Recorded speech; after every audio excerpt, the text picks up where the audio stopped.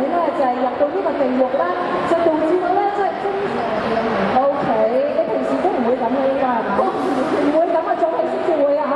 好啦，咁你又問一問啊李萬君啦嚇，咁啊 Maggie，咁啊知道你咧本身喺呢一個動漫節裏面咧，咁就呢個電玩美少女嚟嘅喎，咁會唔會幫助你今次投入呢一個電影嘅拍攝咧？